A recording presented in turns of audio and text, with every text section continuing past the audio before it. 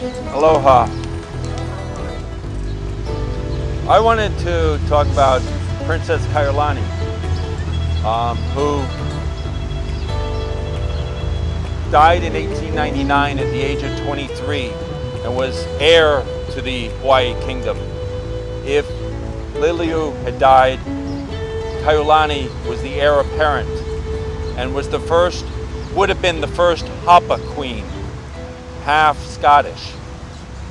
And the reason I'm talking about her is that I think it was 1887, when she was very, very young, she threw the switch to electrify Iolani Palace. And the switch was located in Nu'uanu Valley. Iolani Palace, which was electrified before the White House, before a lot of the United States, and was powered by hydropower, Nu'uanu Stream.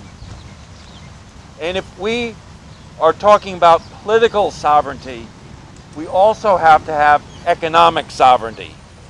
Because if you have political sovereignty, but you rely on the mainland United States for all your food and your energy, then you don't really have sovereignty. Sovereignty requires both political independence and economic independence. And I've often gone to meetings where people will say, you know, you can never produce all your own food here.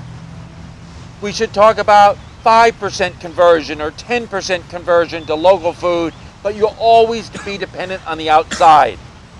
And that's really a statement of saying you can't have sovereignty here.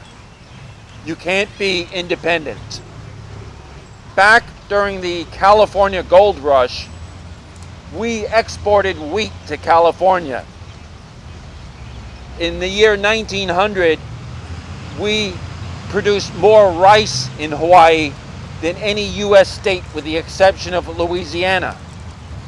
We have produced a lot of different crops here, and we have produced a lot of energy sources here. But the forces putting out saying you can't do it are the same ones that are saying you can't have political sovereignty. We need to escape from that. My speech is short. Thank you. And mahalo for the great slam poetry, for the great music. Mahalo. Aloha. Hi, Candace. I am always inspired by Kahumoku's dedication to the Queen and how dedicated he is to educating everybody about her life and her teachings.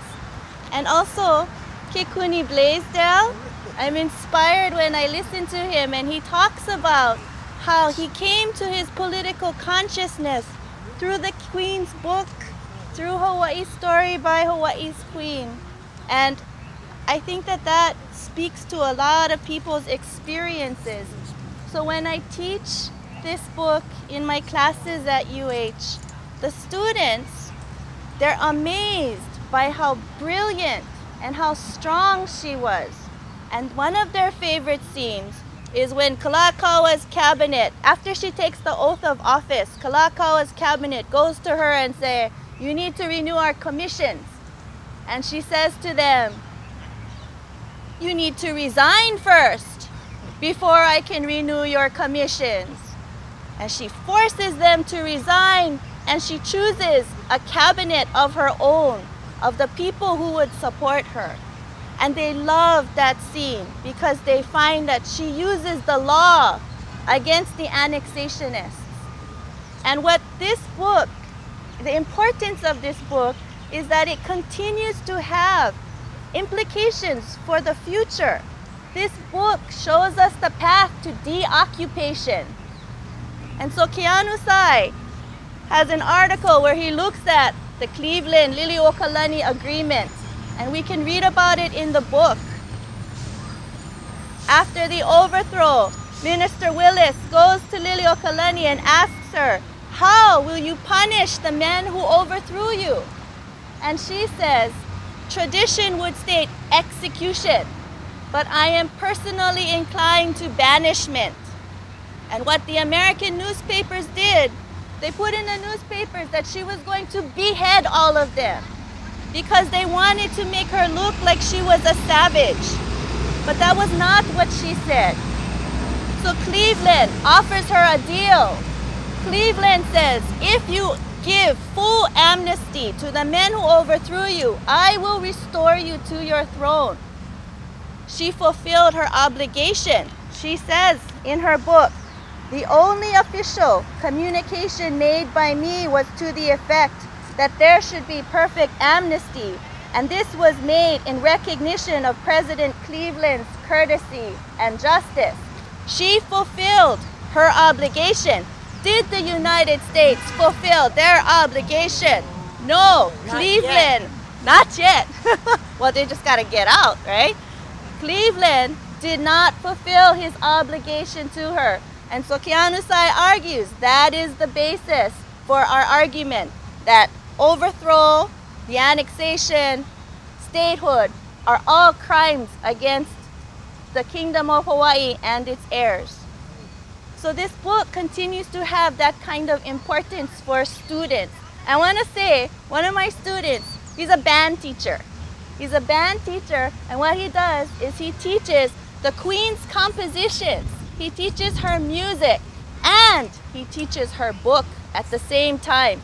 So in a band class, they're learning about the history of occupation.